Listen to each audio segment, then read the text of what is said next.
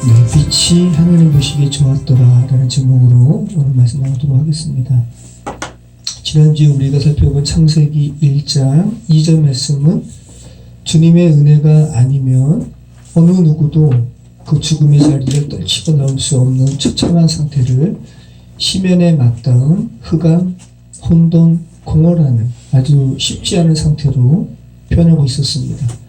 그리고 하나님의 영은 암탉이 알을 품듯이 그 영혼을 살리시기 위해서 운행하는 것으로 이렇게 표현하고 있었고요. 그죠? 그 하나님의 암탉이 알을 품듯이 그 품으시는 것은 어떤 하나님의 마음이시겠어요? 내가 너를 살릴 것이다. 내가 너를 심연 가운데 내버려 두지 않을 것이다. 내가 너를 일으킬 것이다. 이런 사랑의 마음으로 이렇게 품으시는 것이죠. 특별히 수면 위, 그죠? 생수라고 그랬습니다. 성경은 특별히 생명과 관련해서 물을 그렇게 연결시키고 있습니다. 성경에서 물은 생명과 연결되어 등장합니다. 그런데 이것은 물리적인 세상도 마찬가지입니다. 외계에서 어떤 행성에 물이 발견되었다라고 하면 과학자들이 흥분하죠. 왜 흥분해요? 물이 있으면 생명과 연결되기 때문에 생명체도 발견할 수 있을까? 이런 기대감으로 흥분하는 거죠. 태양계의 행성 중에서 수금지와 목도 천해며 이 중에서 지구만 액체의 형태로 물이 존재하는 행성이에요. 지구보다 더 가까운 태양과 가까운 뭐가 있죠? 수성, 금성이 있죠. 금성의 평균 온도가 462도라고 그래요. 그러니까 액체에 물이 존재할 수 있어요? 없어요? 없어요. 그냥 기체 상태로 존재할 수밖에 없어요. 물이 있다고 하더라도. 그리고 바로 태양계에서 멀어지는 쪽으로 지구 다음 행성은 화성. 화성의 평균 온도는 이 편차가 있는데 마이너스 4도에서 마이너스 87도라고 그래요. 그러니까 물이 존재할 수가 없는 거죠. 여러분이 잘 아시는 것처럼 토성에 그 띠가 있죠. 그 띠가 뭐라 그럽니까? 얼음띠라 그러잖아요. 그러니까 이 지구만 물이 존재하는 거예요. 액체 상태의 물이. 또 이렇게 극적으로 가면 고체도 존재하고 또 기체도 존재하고 지구가 참 특별한 행성이죠. 그러니까 생명이 있는 별, 지구. 놀랍죠. 자, 그런데 성경은 영적인 생명도 이 물을 매개로 해서 연결짓고 있는 거예요. 그러니까 얼마나 놀랍습니까? 창세기 1장 2절부터 하나님께서 죽어있는 영혼을 살리시기 위해서 물 위, 생수 위를 운행하시는 그런 모습으로 표현하고 있고, 또 죽어있는 영혼에게 영원한 생명을 주시려고 오신 예수님께서 어떤 여인을 만나시는 장소도 어디예요? 우물가요. 수가성의 여인, 요한복음 4장 말씀이죠. 그리고 내가 목마르지 아니하는 생수를 너에게 줄게. 그리고 그 여인이 그 생수가 뭔지 알았어요. 그러니까 그 여인의 행동이 뭐예요? 물동이를 버려두고 그리고 동네 사람에게 내가 만난 사람이 그리스도가 아니냐라고 그리스도를 증거하는 모습. 그 요한복음 4장의 말씀이죠. 또 예수님께서는 요한복음 7장에서 누구든지 목마른 사람은 내게 오라. 내가 목마르지 않는 속에서부터 솟아나오는 생수를 주리라. 이 성령이거든요. 그리고 성경의 마지막 요한계시록 22장에서는 지난주 우리가 마지막 살펴본 것처럼 성령과 신부가 함께 외치는 목마른 자는 다 이 물 마시라. 그죠? 목마른 자 오라 하는 장면으로 창세기 1장 2절을 정확히 성경의 서두를 연상시키는 장면으로 성경의 마지막인 요한계시록 22장은 마무리 짓고 있다는 것. 다시 한번 물과 생명의 관계를 여러분 곰곰이 생각을 하시기 바랍니다. 우리 오늘 말씀 같이 읽겠습니다. 3절입니다. 하나님이 이르시되 빛이 있으라 하시니 빛이 있었고, 혼돈과 공허, 깊음 위에 흑암이 있는 죽음의 땅, 하아레츠, 뭇 사람의 죽어있는 그 영혼 가운데 하나님께서 하나님의 숨, 하나님의 영이 이렇게 품으신 후에 하나님께서 말씀하십니다. 성경에 처음 하나님께서 말씀하시는 내용이 나오고 있어요. 그러니까 창세기는 특별히 중요한 것이 성경 전반에 거의 처음 나와요. 그러니까 얼마나 중요합니까? 성경이 하나님께서 처음 말씀하시는 것이 무엇인지 기록하고 있는데 그게 뭐예요? 빛이 있으라. 자, 이 하나님께서 가라사대, 예전 성경은 가라사대라고 표현이 있는데 하나님이 이르시되, 주께서 말하시는 겁니다. 주께서 말씀하신다고 번역한 이 히브리어 원문이 아마르거든요. 주님께서 말씀하시면 그대로 이루어집니다. 사람이 말하는 것과 다릅니다. 여러분이 말한다고 그 말하는 것이 이루어져요? 네, 이루어지지 않아요. 그죠? 죄된 인간은 말한다고 이루어지지 않아요. 근데 하나님께서는 말씀하시면 이루어지고 있게 됩니다. 인간이 말하는 것과 하나님의 말씀하시는 것은 정말 다릅니다. 정치인의 말을 보면서 정말 영혼 없고 허공을 치는 말이 무엇인가 다시 한번 우리는 뉴스를 보면서 절감하게 됩니다. 얼마 전에 검찰총장이 사퇴를 하면서 국민을 입에 담고, 그죠? 법과 정의를 입에 담고 정치인처럼 기자회견을 하면서 사퇴를 했는데, 여러분 그 행동을 보면서 그 사람의 그 말이 귀에 들어와요. 법을 이야기하고 국민을 이야기하고 법과 정의를 이야기하는데 정말 허공을 치는 말이에요. 정말 국민이라는 말이 얼마나 고귀합니까? 그죠? 그리고 정의라는 말이 얼마나 고귀한 말이에요. 그런데 이 자격 없는, 그 말을 올릴 수 없는 사람이 법과 정의를 이야기하고 국민을 이야기할 때 얼마나 그 고귀한 단어가, 그 말이 정말 아주 가벼운 깃털처럼 허공에 날아가는지를 정말 바로바로 느끼게 됐죠. 하나님께서 죄의 노예가 된 이스라엘 백성을 출애굽시키시잖아요. 그 다음에 어느 땅으로 가라 그러세요? 가나안 땅. 그리고 가나안 땅은 죄악의 관영한 땅이거든요. 그리고 가나안 땅의 그 족속을 멸절시키라 말씀하십니다. 이 헤렘 전쟁이에요. 하나님의 거룩한 전쟁. 그래서 가나안 땅에 또 하필이면 죄악 가득한 그 족속이 7족속입니다. 다 의미하는 바가 있죠. 7족속이 어떤 족속입니까? 헷 족속, 기르가스 족속, 아모리 족속, 가나안 족속, 브리스 족속, 히위 족속, 여부스 족속, 이렇게 7족속이 있어요. 그런데 성경은 특별히 가나안의 7족속 중에서 폐퇴되고 멸절되어야 하는 대표적인 족속으로 아모리 족속을 내세워요. 아모리 족속이 아주 대표적인 멸절되어야 하는 족속으로 등장한단 말이에요. 근데 이 아모리 족속의 의미가 말하는 사람이란 뜻이에요. 여러분 다 말씀하시죠. 그러니까 영적인 의미로는 여러분도 아모리 사람인 거예요. 여러분이 그런데 하나님 말씀처럼 그렇게 순전한 말씀만 하는가, 아니면 가치도 없고 매갈이 없는 말씀을 하시는, 주의 말씀을 왜곡하는 우리죠. 그러니까 영적인 의미로는 여러분도 아모리 족속이에요. 그래서 주의 말씀을 왜곡하고 변질시키는 여러분 안에 있는 아모리 족속으로 표현될 수 있는 여러분의 죄성은 어떻게 되어야 돼요? 멸절되어야 돼요. 이 아모리 족속이 말하는 사람을 했잖아요. 그럼 어디서 왔겠어요? 에몰이라 그러기도 하고. 그럼 이 아모리라는 말이 어디서 왔을까요?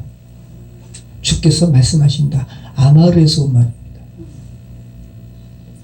참 이 아마르 기본 동사에서 아모리 족속이 나왔는데, 아모리 족속은 주의 말씀을 왜곡하고 변질시키는 자들. 뭔가 성경이 말씀하시는 바가 있죠. 주의 말씀을 왜곡하는 인간의 시도는 멸절되고 부서져야 하는 것이 맞죠.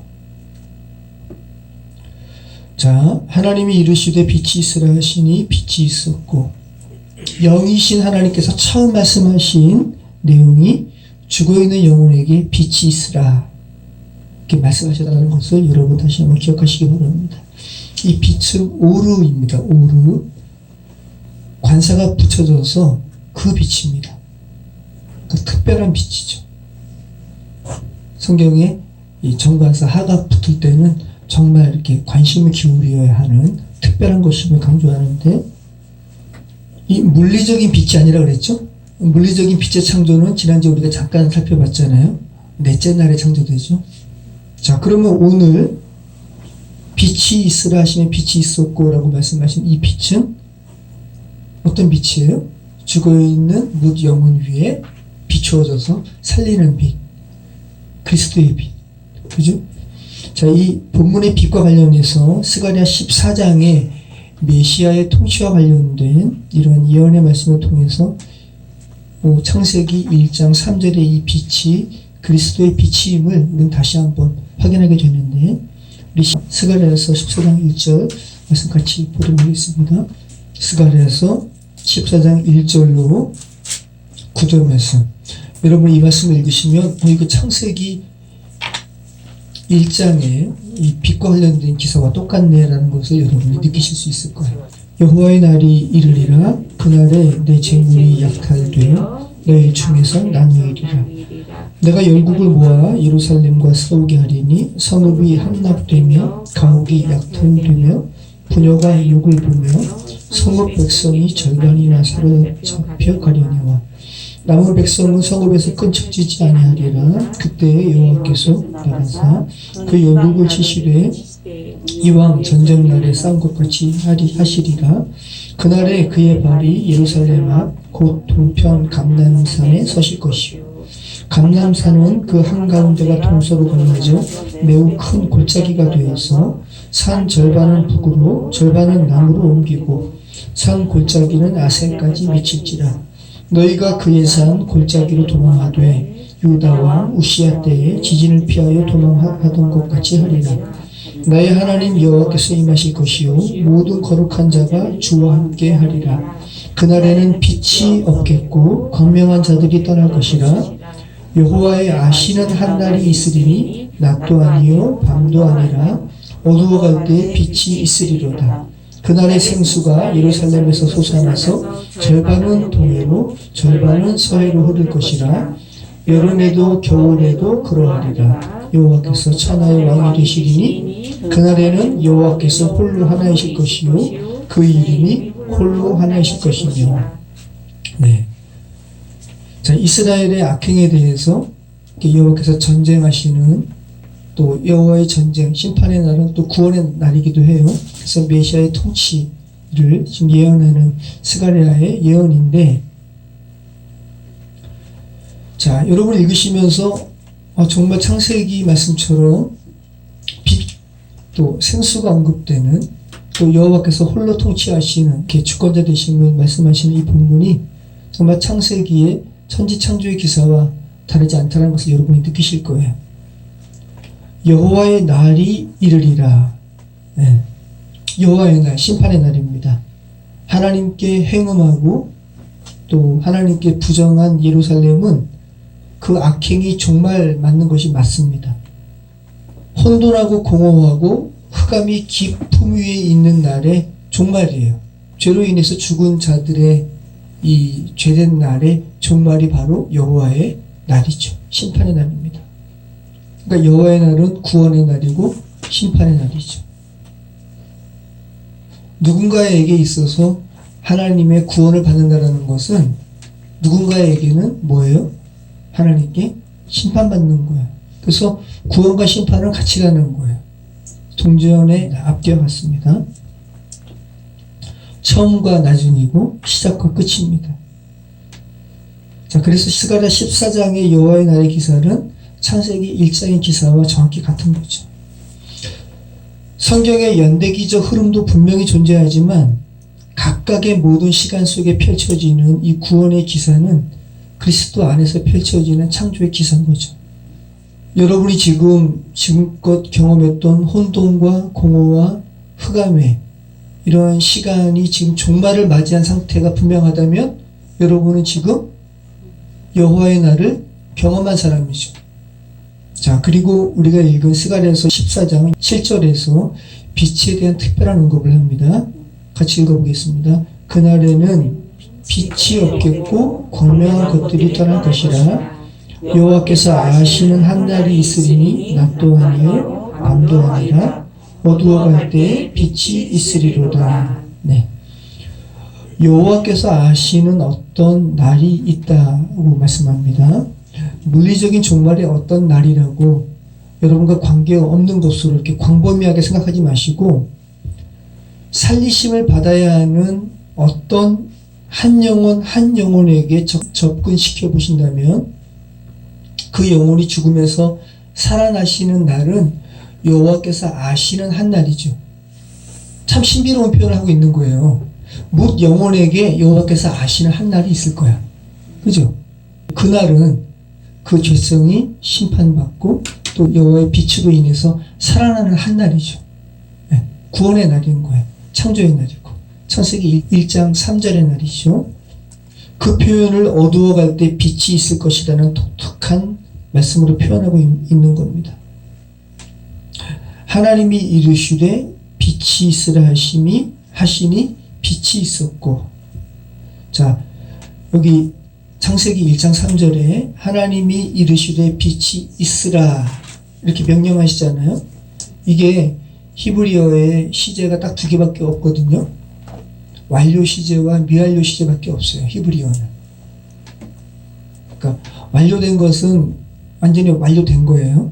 근데 미완료된 거는 아직 여지가 계속 남아 있는 거예요.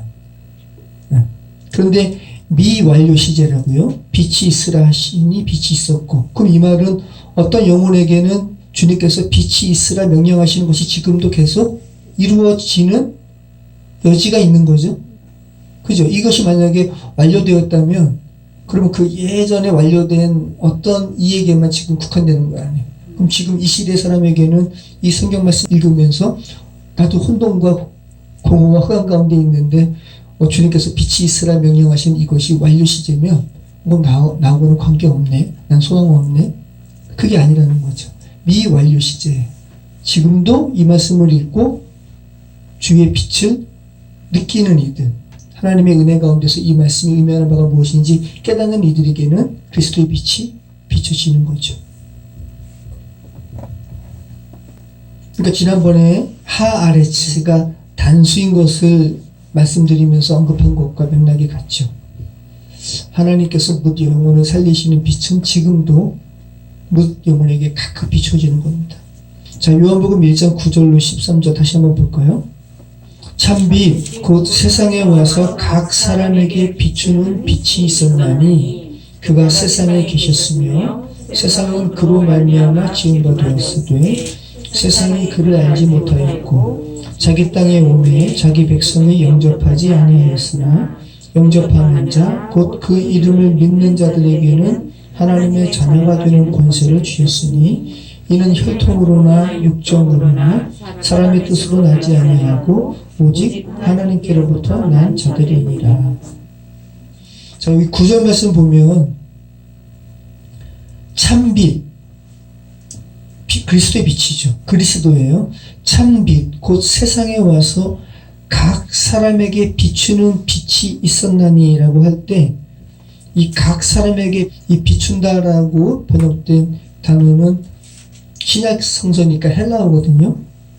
프로티조라는 단어인데 헬레어 시제는 히브리어 시제보다 더 세분화되어 있어요. 히브리어 시제는 완료와 미완료밖에 없다고 그랬죠. 헬라어는 더 세분화되어 있어서 이 프로티조라는 이 시제는 현재 시제예요. 네. 헬라어에서 미완료 시제는 히브리어랑 달라요. 헬라어에서 미완료 시제는 현재와는 관계없어요. 과거에 국한된 어떠한 것과 연관되어서 말할 때는 미완료 시제거든요. 헬라어는. 그런데 참빛 곧 세상에 와서 각 사람에게 비추는 이 빛이 과거에만 국한되어 있으면 또 어떻게 해요? 그죠? 그래서 헬라어에서는 이 프로티조가 현재 시제예요. 이 성경을 읽는, 이 말씀을 읽는 지금 각 사람에게 비추는 빛. 하나님께로부터 보내심을 받은 사람이 있으니 그의 이름은 요한이라. 그가 증언하러 왔으니 곧 빛에 대하여 증언하고 모든 사람이 자기로 말미암아 믿게 하려 함이라. 그는 이 빛이 아니요 이 빛에 대하여 증언하는 원자라. 그죠? 그러면서 9절에 참빛 하면서 이렇게 언급이 되는 건데, 세례 요한이 이 빛과 자신과 관련해서 분명하게 정리하고 있죠. 세례 요한이 자기는 빛이 아니라고 이야기하죠. 빛을 뭐하는 사람이라고 이야기해요? 자기는 빛을 증언하러 온 사람일 뿐이야. 자, 이 빛이 그리스도시잖아요. 그죠? 자기는 이 빛을 증언하러 온 사람이야. 예수 그리스도께서는 정말 빛 그 자체세요. 발광체세요. 그죠? 근데 이 빛에 대해서 증언하는 세례 요한은 그럼 뭐예요? 이 빛을 받아서 다른 사람에게 전하는 사람이죠. 반사체죠. 네. 그래서 사도 바울이 이 이야기 분명히 하고 있는 거예요. 사도 바울이 이렇게 이야기하잖아요. 내가 그리스도 안에서 죽었으니 이제 내 안에 그리스도께서 사신 것이라 라고 표현하고 있거든요. 그러니까 이 표현도 정확하게 어떤 표현인 거예요? 내 안에 그리스도께서 사셨기 때문에 나는 죽고 내 안에 그리스도께서 사셨으니까 내가 그리스도예요? 아니죠. 정확하게 나는 죽고 내 안에 그리스도께서 사셨어 라고 하면서 내 안에 계신 그리스도께서 사신다는 이런 반사체의 표현을 정확하게 하고 있죠. 근데 이 문자에 막 얽매인 사람들은 문자에 완전히 현혹돼 가지고 내가 죽고 내 안에 그리스도께서 사셨으니까 이제 내가 그리스도야. 지난번에 엘로힘 삼위일체 이야기하면서 엘로힘 우리가 곧 신이지라고 말한 것과 똑같은 그런 오류를 범하는 일들이 있습니다. 자, 4절 말씀 다시 한번 읽겠습니다. 빛이 하나님 보시기에 좋았더라. 하나님이 빛과 어둠을 나누사. 네. 빛이 하나님 보시기에 뭐 하셨대요? 좋으셨대요. 창세기는 모든 것이 처음이라고 그랬잖아요. 하나님께서 말씀하신 것도 처음이고, 하나님께서 어떤 것을 보시고 좋으셨다라는 표현도 처음인데, 뭘 보고 좋으셨다라는 거예요? 빛. 네. 이 빛, 어떤 빛? 죽어있는 혼돈과 공허와 흑암 가운데 있는 어떤 이에게 비추셔서 그 영혼을 살리시는 이 빛을 보시고 좋으셨다라고 지금 말씀하고 계시죠. 토부예요. 토부. 좋으셨다는 말이 선인데 죽어있는 영혼에게 비추어지는 그 빛 하오르를 보시고 좋으셨다라고 말씀하시는 거예요. 여러분에게도 하나님께서 여러분을 통해서 가장 먼저 좋으셨다 말씀하신 것이 뭐겠어요? 여러분이 그리스도의 빛을 받으시고 살아나실 때 주님께서 아, 참 좋다. 저 영혼 이제 살아났다. 나와 교제하게 되었다. 참 좋다라고 말씀하시는 거죠. 그리고는 하나님께서 첫째 날의 사역을 수행하시는데 빛과 어둠을 나누시는 거예요. 요즘에 특별히 어떠한 이런 사고까지도 많이들 이야기하냐면 어둠을 통해서 악함을 통해서 선함을 발견했으니까 이 선함을 발견케 한 그 악도 궁극적으로 선한 거지. 이런 얘기들을 여러분 요즘에 사람들이 많이 하거든요. 악을 통해서 선을 알게 됐으니 그 악도 선한 거야. 선과 악 구분하지 말고 너무 이분법으로 너무 나누지 말고 선과 악은 하나야 라는 말을 많이 하는데 정말 궤변이고 말장난이에요. 오늘 말씀 보면 하나님께서 지금 뭐라 그러세요? 첫째 날의 사역을 수행하시는데 그 하나님의 첫 사역이 뭐냐 하면 빛과 어둠을 나누는 거예요. 근데 어떤 목사님들조차도 너무 이분법적으로 나누는 것은 잘못된 거야 라고 말씀하시는 목사님들도 계시는데 그렇지 않아요. 성경은 정확하게 우리가 하나님처럼 우리가 죄가 온전히 극복되어 가지고 그 하나님과 같은 존재면 빛과 어둠의 나눔이 의미가 없어요. 하나님께는 어둠이 밤이 아무런 그 영향 끼치지 못해요. 근데 죄된 인간에게는 빛과 어둠은 나뉘어져야 돼요. 하나님께서 뭇 영혼을 살리시는 창조 사역에 굉장히 중요한 사역이에요. 나누시는 것은. 그래서 창조사역에 온통 나누는 기사예요. 이 바달이라는 동사가 구약 성경에서 42번 나옵니다. 창조 기사에서만 5번 나와요. 구원하시기 위해서, 살리시기 위해서 나오시는 거예요. 창세기 1장 4절에서 빛과 어둠을 나누시고, 창세기 1장 6절에서 궁창 위의 물과 궁창 아래의 물로 나누시고, 창세기 1장 14절에서 하늘에 광명체가 있어서 낮과 밤을 나누시고, 창세기의 이 창조기사의 중요한 하나님의 사역은 나누시는 거예요. 그리고 출애굽기에서 성막 안에 성소와 지성소가 있거든요. 성소와 지성소가 또 나뉘거든요. 휘장으로 나뉘어요. 여기에 또 이 바달이라는 동사가 쓰이는 거예요. 여러분, 감이 좀 이렇게 잡히시지 않으세요? 나중에 성소와 지성소를 가르는 이 휘장이 찢어집니다. 어디서부터 찢어져요? 위에서부터, 하늘에서부터 찢어져요. 예수님께서 십자가에서 이 죄 자체가 되셔서 돌아가실 때, 여러분도 함께 그분과 함께 돌아가신 그 십자가상에서 흑암 어두워지면서 하늘에서 이 성소의 휘장이 위에서부터 아래까지 찢어진다 그러잖아요. 자, 그러면 성소와 휘장을 가르는 성막의 이 휘장이 위에서부터 땅으로 찢어진 거 아니에요? 그러면 이 말씀은 결국 예루살렘 성이 하늘에서 내려온 것과 지금 만나기 같죠. 휘장이 하늘에서부터 땅으로 이렇게 찢어지는 것은 하늘과 지금 땅이 결국은 하나가 되는, 그래서 성경에서 말하는 야곱의 하늘에서 천사가 땅과 오르락내리락 하는 꿈과 맥락이 다 같은 거예요. 하늘과 땅이 하나가 되는 기사죠. 근데 계시록 말씀에서도 낮과 밤의 나눔이 빛으로 하나로 통합되는 것을 말씀하고 있습니다. 빛으로 이렇게 합쳐지는 것에 대해서 기술합니다. 계시록 21장 23절 보시죠. 같이 읽겠습니다. 그 성은 해와 달의 비침이 쓸데없으니 이는 하나님의 영광이 비치고 어린 양이 그 등불이 되시니라. 이제 밤이 없다는 거거든요. 자, 계시록 22장 5절. 먼저 이것부터 읽었어야 되는군요. 다시 읽겠습니다. 다시 밤이 없겠고 등불과 햇빛이 쓸데없으니 이는 주 하나님이 그들에게 비추시니라. 그들이 세세토록 왕노릇 하리로다.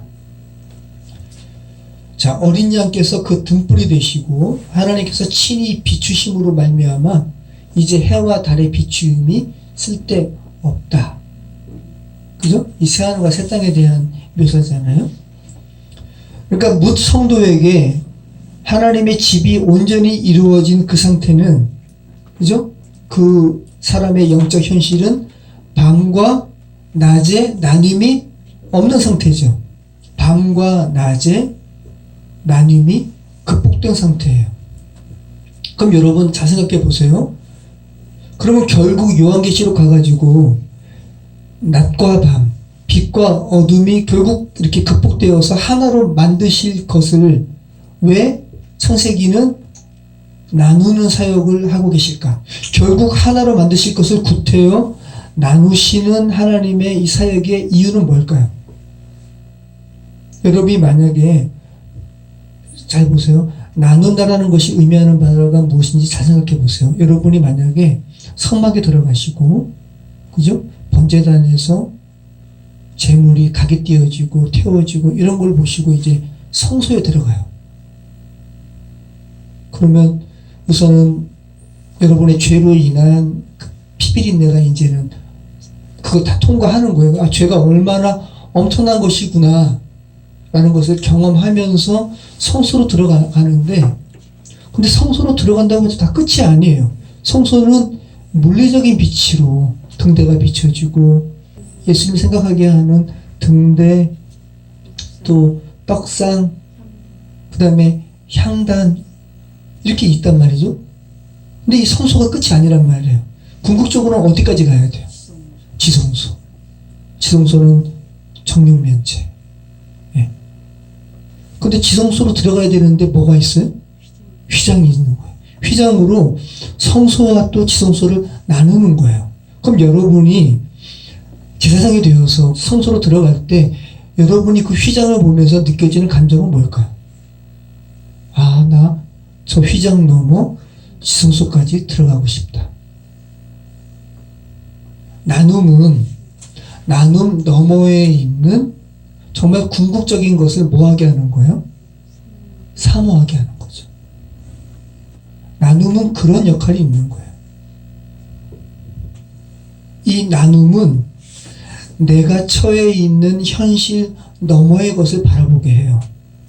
그래서 바울은 골로새서 3장 1절에서 그러므로 너희가 그리스도와 함께 살리심을 받았으면 뭘 찾으라? 위의 것을 찾으라. 거기는 그리스도께서 하나님 우편에 앉아 계시느니라. 나눔은 거룩함을 인지하는 역할을 해요. 어둠과 빛을 주께서 나누시는 것은 여러분으로 하여금 뭐를 인식하게 하시는 거예요? 빛을 인식하게 하시는 거죠. 만약에 빛과 어둠을 나누지 않고 완전히 혼재되어 있다면, 그죠? 이 상태에 여러분, 지금 현재 우리가 살아가는, 죄된 세상에 살아가는 사람들이 지금 이런 혼재된 가운데 있는 거예요. 뭐가 빛이고 뭐가 어둠인지 몰라요. 뭐가 선이고 뭐가 악인지 몰라요. 그렇기 때문에 어둠을 통해서 빛을 알게 됐으니 그 어둠도 선한 거 아니야? 라는 이런 회개망측한 말을 하는 거예요. 주님께서는 그래서 나누시는 거예요. 나눠야지, 아, 내가 있는 곳이 지금 어둠이구나. 빛이 저기 있구나. 휘장 넘어 지성소까지 가야겠구나. 이런 소망이 있는 거죠. 그래서 주님께서 가장 먼저 주님의 창조 사역 중에 가장 먼저 첫 것이 빛과 어둠을 나누시는 거예요. 여러분이 지금 주님의 말씀이 조금씩 머릿속에 이렇게 조금씩 이해가 되시기 때문에 지금 점점 빛에 대해서, 그죠? 하늘 위의 것을 여러분이 사모하게 되셨잖아요.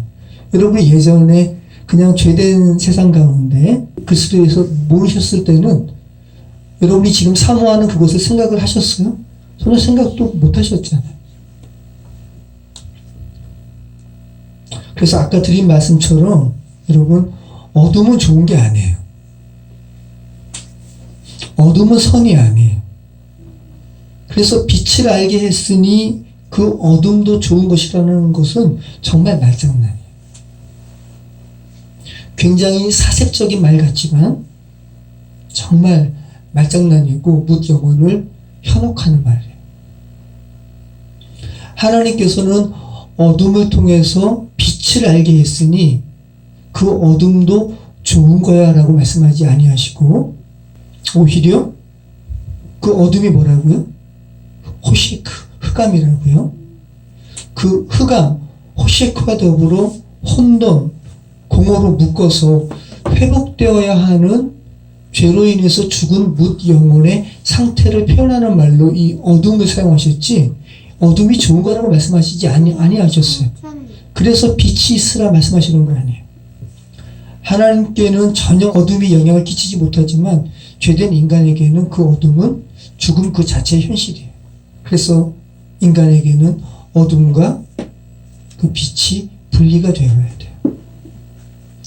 거룩한 것과 속된 것은 분리되어야 돼요. 그래야 어둠이 사라진 빛의 세계를 사모할 수 있는 것이고 속된 것을 넘어서 거룩한 것을 추구할 수 있는 거죠. 그리고 휘장을 넘은 성소의 세계를 소망할 수 있는 거예요. 하나님께서 나누시는 이 바달의 행위는 그러한 사모함으로 묻 영혼을 이끌고 계시는 겁니다.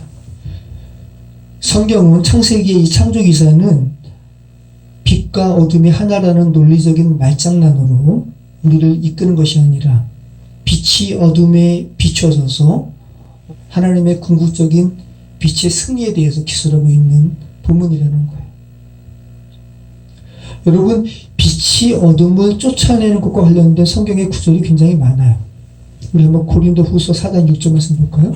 고린도후서 4장 6절. 어두운 데에 빛이 빛이라 말씀하셨던 그 하나님께서 예수 그리스도의 얼굴에 있는 하나님의 영광을 아는 빛을 우리 마음에 비추셨느니라. 네.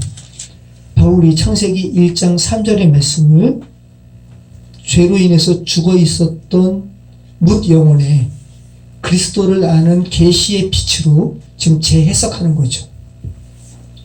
자, 데살로니가전서 5장 5절. 성경은 죄로 인해서 죽은 이들이 읽고 회복되어야 하는 책이기 때문에 빛과 어둠의 나눔에 대해서 분명히 구분하고 있어요. 자, 데살로니가전서 5장 5절 같이 읽겠습니다. 너희는 다 빛의 아들이요 낮의 아들이라. 우리가 밤이나 어둠에 속하지 아니하나니. 네. 자, 베드로전서 2장 9절. 베드로전서 2장 9절. 그러나 너희는 택하신 족속이요 왕같은 제사장들이요 거룩한 나라요 그의 소유가 된 백성이니 이는 너희를 어두운 데서 불러내어 그의 기이한 빛에 들어가게 하시니 아름다운 덕을 선포하게 하려 하십니다. 네, 계속해서 성경은 빛과 어둠이 하나라고 말하고 있지 않죠? 네, 어두운 데서 너희 불러내셨다라고 말씀하고 있습니다. 요한일서 2장 8절. 자, 같이 읽겠습니다. 다시 내가 너희에게 새 계명을 쓰노니 그에게와 너희에게도 참된 것이라. 이는 어둠이 지나가고 참빛이 벌써 비치니라. 자, 그쵸? 창세기부터 신약 말씀 우리가 잠깐 이렇게 봤는데 성경이 지금 빛과 어둠이 하나라고 이야기하고 있어요? 아니면 어둠은 죄된 인간에게, 죄된 세상에 있어서 어둠은 악한 것이고, 그죠? 하나님의 형상으로 지음받은 영혼이 그 어둠에서 빛으로 나아가야 함을 지금 계속 말씀하고 있죠. 자, 5절 말씀, 우리 창세기 1장 5절 말씀 같이 읽겠습니다. 하나님이 빛을 낮이라 부르시고 어둠을 밤이라 부르시니라. 저녁이 되고 아침이 되니 이는 첫째 날이니라. 자, 하나님께서 그 빛, 예수 그리스도를 아는 빛, 그 빛 하오르를 낮이라 부르시고 어둠, 이 호셰크를 밤, 라일라로 이렇게 부르셨다고 말씀하고 있습니다. 참 이 흥미로운데 이 라일라, 밤으로 번역된 이 라일라의 의미에는 빛의 빛나감이라는 의미가 있어요. 빛의 빛나감. 빛이 빛나갔으니 밤이에요. 저녁이라는 히브리어 단어가 있거든요. 에레브라는 단어인데 에레브는 라일라, 이 빛이 빛나감이라는 의미가 있는 밤과는 의미가 달라요. 에레브는 여러분이 지금 한번 창세기 말씀을 한번 더듬어 보세요. 유다가 담보물이 되어가지고 자기가 담보가 되어가지고 야곱의 나머지 형제들을 애굽에 보내거든요. 이 담보물이 아라본이에요. 아라본. 저녁이 에레브인데 이 에레브가 아라본에서 나온 말이에요. 기본적으로. 그러니까 인간의 죄악상을 덮은 담보물, 아라본에서 나온 단어가 저녁 에레브예요. 여러분의 죄를 주께서 덮으시죠. 네, 그런 은혜의 의미가 이 저녁이라는 에레브에 있다는 말씀이에요. 라일라와는 달라요. 그런데 하나님께서 죄된 인간을 긍휼히 여기셔서 이 살리시는 그 은혜의 시간 저녁 에레브를 죄된 인간은 깜깜해서 안 보이기에 죄를 마음대로 범해버리는, 죄악을 일삼는 밤으로 삼아버리죠. 빛이 빛나간 라일라로 삼아버리죠. 그래서 하나님께서 빛을 낮이라 부르시고, 이 낮은 요미입니다. 요음도 단순한 24시간이 아니에요. 근데 요음의 기본적인 의미에도 무엇을 덮는 의미가 있어요. 그러니까 낮과 저녁 모두 뭐를 덮는 하나님의 은혜의 의미가 담겨 있는 단어예요. 욤과 에레브. 자, 하나님께서 예수 그리스도의 얼굴에 있는 하나님의 영광을 아는 빛, 죄로 인해서 죽은 이들을 살리시는 그 하나님의 영광을 계시하시는 그 빛 하오르를 뭐라 부르신다고요? 욤. 네. 첫째 날, 둘째 날이라고 이렇게 24시간을 의미하는 날로 이렇게 번역이 되기도 하지만 단순한 24시간만을 의미하지 않고 어떤 연, 어떠한 생애, 네. 이러한 광범위한 이러한 시간적인 의미에도 욤이 사용됩니다. 자, 오늘 우리가 읽은 5절 말씀도 하나님이 빛을 낮이라 부르시고 라고 할 때 이 낮이 단순한 24시간의 절반, 12시간만을 의미하는 것이 아니잖아요. 뭇 영혼을 살리시는 그 빛에 대해서 지금 말씀하고 있잖아요. 그러니까 단순한 물리적인 24시간이 아니라는 거죠. 그리고 신약에서 바울은 그 빛을 예수 그리스도의 얼굴에 있는 하나님의 영광을 아는 빛이라고 이렇게 표현하고 있죠. 자, 욤과 낮을 의미하는 욤과 또 저녁을 의미하는 에레브가 모두 인간의 죄악을 덮는 하나님의 은혜가 담긴 의미가 있다는 거 여러분 기억하시기 바라요. 성경은 온통 덮는 기사예요.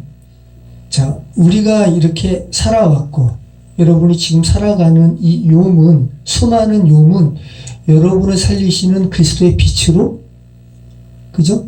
여러분을 덮는 그리스도의 빛으로 가득한 날이에요. 욤. 여러분이 그렇게 그 그리스도의 빛 가운데 노출되었어요. 하나님의 은혜죠. 각각 비추시는 그 빛에 여러분이 노출되었습니다. 그것을 아는 것이 은혜예요.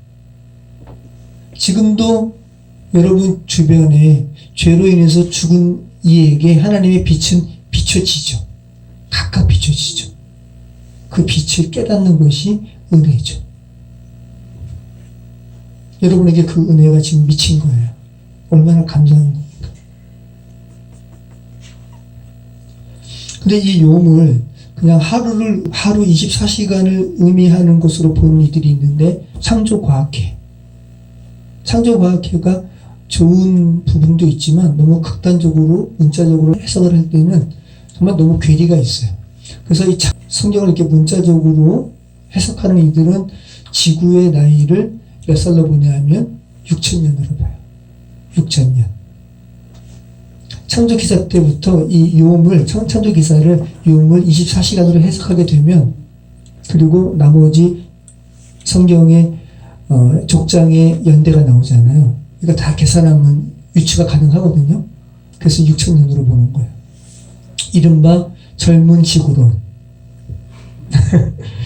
지구 나이가 6,000년이라는 거예요. 그런데 여러분, 과학과 신앙은, 과학과 성경은 상충되지 않아요. 근데 이것을 성경에 이것을 문자적인 것으로 이렇게 해가지고 지구를 6,000년이라고 이렇게 하게 되면 과학과 상충되는 거예요. 그러면 그리스도의 복음을 온전히 증거하는데 방해가 돼요. 왜냐하면 성경은 지구의 나이는 이래라고 하면서 물리적인 지구의 나이를 제시하는 책으로 성경이 쓰여진 게 아닌데, 죄로 인해서 죽은 뭇 영혼이 이 성경의 메시지를 읽고 살아나는 것과 관련된 이 기사인데, 이것을 물리적으로 취해가지고 지구의 나이는 6,000년이야 라고 하게 되면 복음을 온전히 증거하는 것으로 성경 말씀이 이렇게 사용될 수가 없는 거예요. 그래서 예전에 한국의 어떤 과학과 관련된 장관의 후보가 됐는데 청문회 때 아마 이렇게 물었나 봐요. 지구의 나이가 몇 살로. 그랬더니 이분이 아마 극단적인 이 문자적인 해석을 취하는 그런 신앙관이 있나 봐요. 자기의 신앙으로는 6,000년입니다라고 얘기했습니다. 이분이 다른 부처의 장관이라면 크게 문제되지 않을 수도 있겠는데, 하필이면 과학과 관련된 장관의 후보이기 때문에 지금 과학계에서는 지구의 나이를 몇 살로 봐요? 45억 년. 그래서 과학과 관련된 부처에는 맞지 않다 해서 탈락됐어요. 네, 탈락됐어요. 해프닝이죠. 지구의 나이가 45억 년이라는 것이 어떻게 해서 나왔냐 하면, 이 과학적인 것도 여러분이 같이 이렇게 생각을 하시는 게 도움이 돼요. 성경과 상충되지 않아요. 왜냐하면 방향이 다르기 때문에.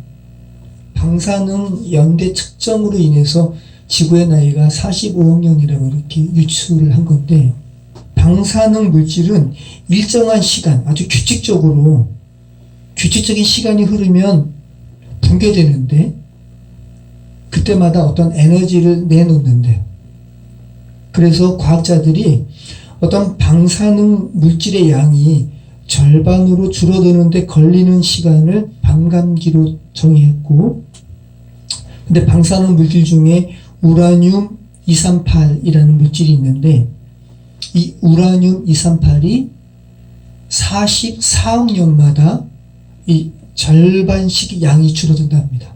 그래서 이것을 측정해 가지고 지구에 방사능 물질이 있는 거예요.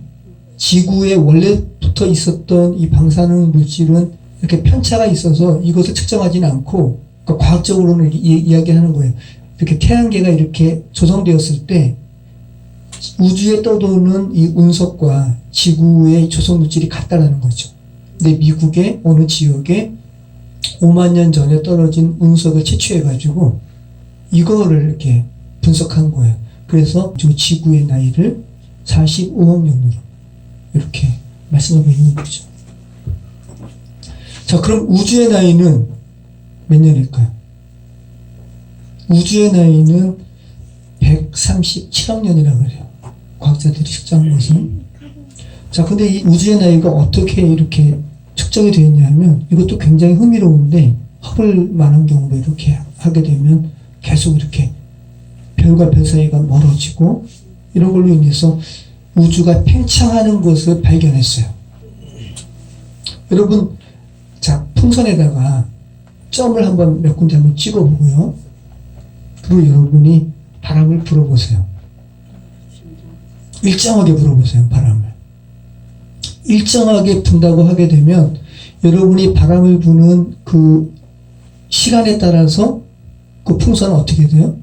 팽창하죠. 별과 별 사이가 멀어지죠. 이것을 그러면 역으로 계산해 보면 과학자들은 이 시간의 영을 측정할 수 있을 거 아니에요. 이렇게 측정해가지고 현재 이만큼 팽창된 우주의 팽창의 거리를, 시간을 이렇게 역으로 환산했더니 138억 년이 나온 거예요. 다 의미가 있습니다. 자, 과학과 성경은 상충하지 않는다. 왜냐하면 성경은 지구의 물리적인 연대를 말하고 있지 않기 때문에. 자, 저녁이 되고 아침이 되니 이는 첫째 날이다. 자, 이 아침을 의미하는 히브리어 단어가 보케르라는 말입니다. 무엇을 찾는다라는 의미가 있어요. 조사한다라는 의미가 있어요. 그러고 보면 재밌습니다. 아침이라는 시간에 주님께서 모든 영혼들에게 무엇을 찾으시고, 그죠? 그리고 저녁은 무엇을 덮는 헤레브라고 그랬잖아요. 에레브. 그런데 그 창세기 1장 5절의 말씀은 뭐부터 시작해요? 저녁이 되고 아침이 되니 이는 첫째 날이니라. 하나님께서 어떤 영혼의 죄를 덮으시고, 그리고 이제 그 상태에서 평온한 가운데 또 이렇게 아침을 맞이하고 생활하는 거 아니에요? 주님께서 여러분의 죄악을 깨끗하게 이렇게 덮으신 것을 계속 이렇게 누리고 살아가는 사람의 새로운 아침의 시작은 어떨까요? 굉장히 의미 있게 삶을 살아가는 거죠. 그러니까 히브리인의 사고방식에는 하루의 시작이 아침이 아니라 저녁이에요. 저녁이 되고 아침이 되는 거예요. 그리고 이는 첫째 날입니다. 근데 죄된 인간들은 밤에 하나님의 덮음의 의미를 전혀 생각하지도 않고 에레브의 의미가 아니라 빛이 빛나간 악행을 저지르고 살아가기 때문에. 그죠? 그리고 그 아침은 전혀 하나님의 은혜의 힘입어서 살아가는 것이 아니라 자기 힘으로 살아가는 거죠. 그러니까 아침부터 하루를 생각하는 죄된 인간과 성경이 말하는 저녁부터 시작하는 이 하루의 의미는 정말 다르다는 것을 우리는 알게 됩니다. 저녁이 되고 아침이 되니 이는 첫째 날이니라. 자, 그리고 여기서 우리말 성경은 첫 번째 날, 첫째 날이라고 번역했잖아요. 여러분 수와 관련해서 우리말도 그것이 있는데 두 가지가 있죠. 오늘 우리 성경이 첫째 날, 천도기사에 첫째 날, 둘째 날, 셋째 날, 넷째 날. 자, 이 첫째, 둘째 할 때는 이게 뭐라 그래요? 이게 서수라 그래요. 서수. 영어로도 1, 2, 3, 4가 있고, 그리고 first, second, third. 그죠? 이게 뭐예요? 서수예요. 그러니까 서수와 하나, 둘, 셋은 이게 기수잖아요. 달라요. 서수는 어떤 것의 부분으로 인해서 첫째, 둘째, 셋째, 넷째 이렇게 되는데, 기수인 하나, 둘, 셋 할 때는 이 자체가 그냥 개체 자체가 그 고유의 하나예요. 하나, 둘 할 때 그 둘도 그 둘 자체에게는 하나예요. 그죠?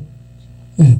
근데 창조기사에서 저녁이 되고 아침이 되니 이는 첫째 날이니라. 우리말 성경은 첫째라고 서수로 번역을 했는데 히브리어 원문은 서수가 아니라 기수예요. 에하드.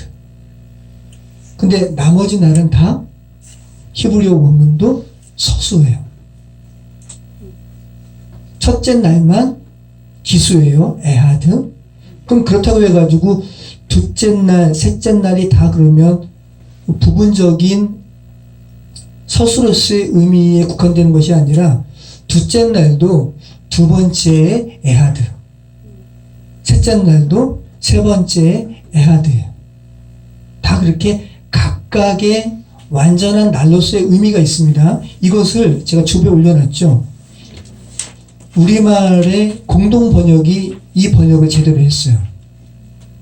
자, 한번 보세요. 공동 번역이 어떻게 했어요? 빛을 낮이라 어둠을 밤이라 부르셨다. 이렇게 첫날이 밤, 낮, 하루가 지났다. 이렇게 하루, 에하드의 의미를 이렇게 강조한 거예요. 근데 이 공동 번역이 다 그렇게 번역을 했어요. 창세기 1장 8절. 하느님께서 그 창공을 하늘이라 부르셨다. 이렇게 이튿날도 밤, 낮, 하루가 지났다. 네. 자, 13절. 이렇게 사흔날도 밤, 낮, 하루가 지났다. 19절도 이렇게 나흔날도 밤, 낮, 하루가 지났다. 이렇게 공동 번역만 이렇게 에하드의 의미를 잘 드러내고 있어요. 근데 영어 성경도 NASB 성경만 이 에하드의 의미를 창세기 1장 5절에서 이렇게 표현하고 있고, NASB 성경도 나머지 날은 다 서수로 둘째, 셋째, 넷째 이렇게 표현하고 있어요. 그러니까 우리나라 공동 번역이 굉장히 잘된 번역이라는 거죠. NASB 성경도 마지막에 보십시오. There was evening and there was morning. 그 다음에 one day. 에하드. 네. 자, 그런데 NIV 성경 제가 올려놨죠. 뭐라고 돼 있어요? First day. 그러니까 우리나라 개역개정 성경처럼 이렇게 서술로 표현하고 있는데 잘못된 번역이라는 거죠.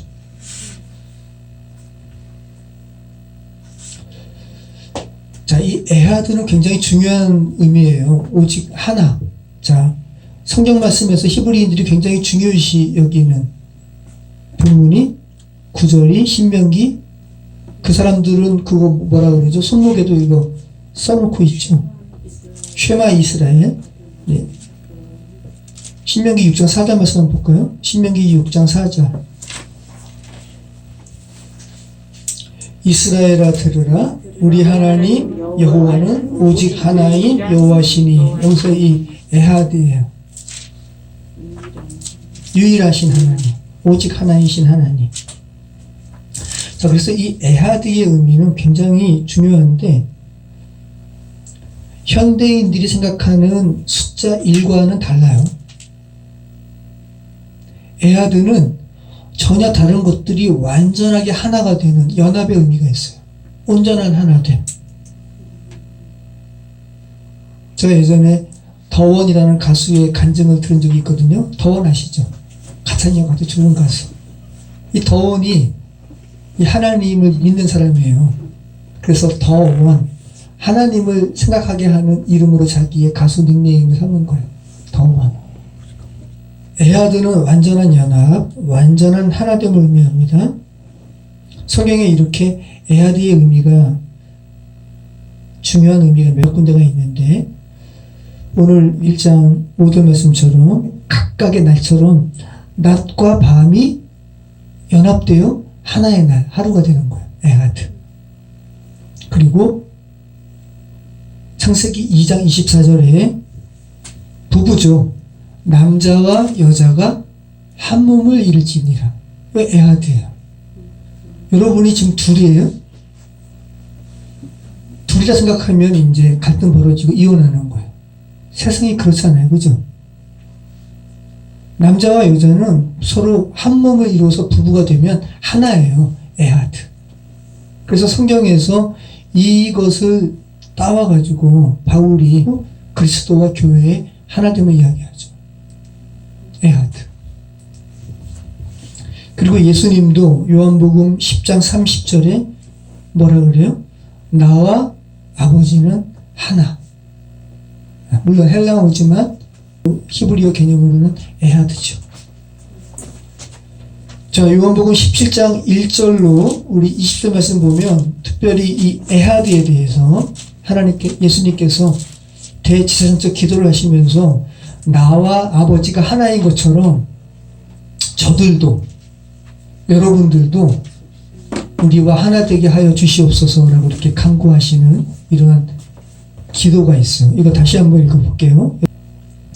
예수님께서 공생의 사역으로 2000년에 오신 다음에 이제 곧 있으면 이제 십자가상에서 이제 대속의 죽으심을 맞이하십니다. 그 전에 정말 대제사장으로서 기도하시는 내용이에요. 이 내용을 요한이 기록한 게 너무 감사하고, 근데 이 기도문에 여러분을 위한 기도도 예수님께서 하셔요. 한번 읽어볼게요. 요한복음 17장 1절. 예수께서 이 말씀을 하시고 눈을 들어 하늘을 우러러 이르시되 아버지여 때가 이르렀사오니 아들을 영화롭게 하사 아들로 아버지를 영화롭게 하게 하옵소서.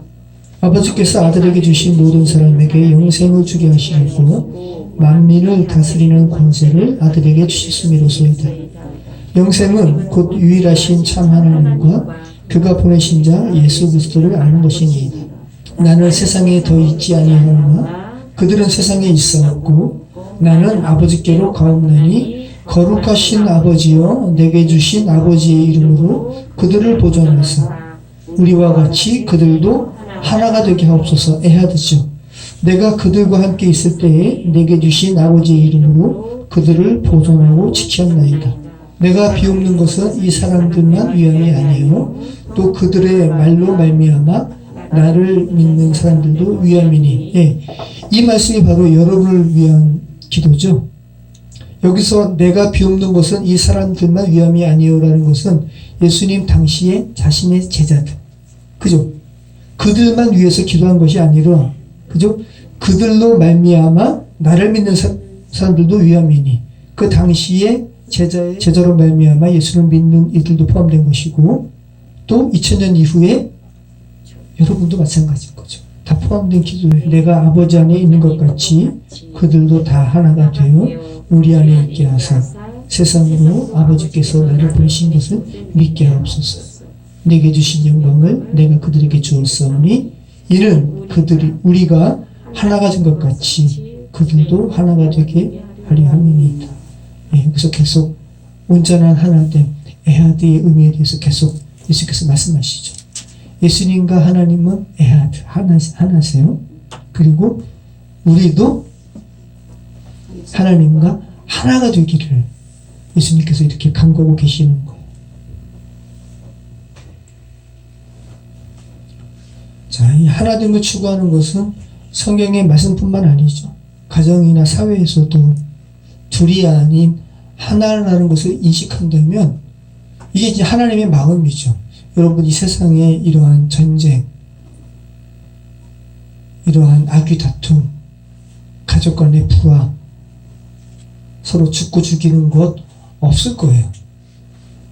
하나라는 것을 안다면 어떻게 다른 사람을 죽이고 어떻게 다른 사람을 해를 끼쳐요. 특히 가정은 말할 것도 없죠.